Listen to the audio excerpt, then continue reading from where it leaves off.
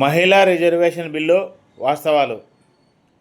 మహిళలకు 30% రిజర్వేషన్లు కల్పిస్తూ 2023లో రాజ్యసభ, లోక్సభ రెండు ఆమోదం పొందాయి.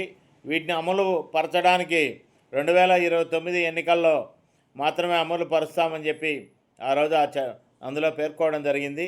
ఈరోజు ఆ చట్టాన్ని అమలు చేయడం కోసం కేవలం అఖిలపక్షం సమావేశం వేసి తద్వారా రూట్ మ్యాప్ తీసుకొని ఎలా అమలు చేయాలనో చేస్తే సరిపోతుంది.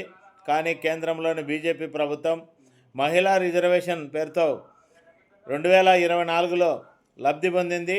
2029లో కూడా మరోసారి ఎన్నికల్లో లబ్ధి పొందడం కోసం ఈ నినాదాన్ని ఉపయోగించుకోవడానికి 101 రాజ్యాంగ సవరణ పేరుతో ఈరోజు ప్రవేశపెట్టడం జరిగింది.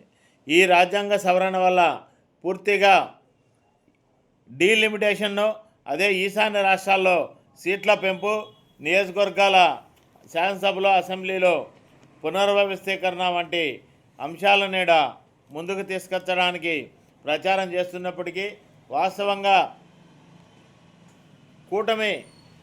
ఎన్డీఏ కూటమిలోని అత్యధిక అగ్రవర్ణ పార్టీలతో ఉన్న మిత్రపక్షాలు కానీ, బ్రాహ్మణిజం కలిగిన ఈ పార్టీలు కానీ మహిళలకు రిజర్వేషన్ ఇవ్వడం వాళ్ళకి ఇష్టం లేదు. అందుకోసమే ఈరోజు మహిళా రిజర్వేషన్ బిల్లు ఒకసారి ఆమోదం పొందినప్పటికీ మళ్ళీ పార్లమెంట్లో పెట్టి ఎన్నికల ప్రచారానికి ఉపయోగించుకోవడం కోసం ఈ చేసిన ప్రచారంతోనే ఈరోజు వీగిపోవడం జరుగుతూ ఉంది.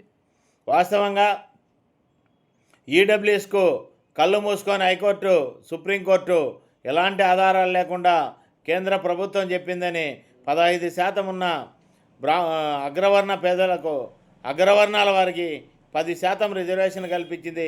అదే బీసీలకు 53-55% ఉంటే ఎలాంటి గణాంకాలు లేవని అనేక అభ్యంతరాలు చెప్తూ ఇప్పటికీ బీహార్ కానీ అటు తెలంగాణ ప్రభుత్వాలు కులగణన చేసినప్పటికీ దాంట్ను సుప్రీంకోర్టులో వ్యతిరేకిస్తూ ఈరోజు తీర్మానాలు చేయడం జరుగుతూ ఉంది.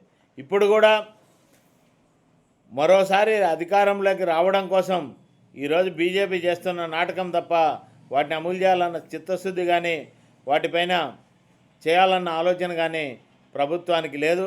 ఈ విధానంలో భాగంగానే ఈరోజు నిన్న ఆడిన నాటకంలో బట్టబయలైంది.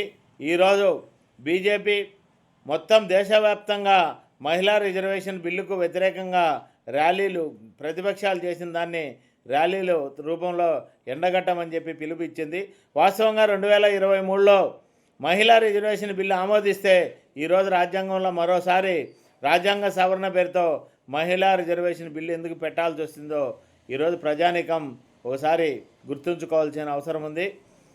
వీళ్ళు మహిళా రిజర్వేషన్లో ఓబీసీ రిజర్వేషన్ కానీ ఇందులో పొందుపరచకపోవడం, అత్యధిక జనాభా కలిగిన 50%కి పైబడి ఉన్న ఓబీసీలను చిన్నచూపు చూడడమే.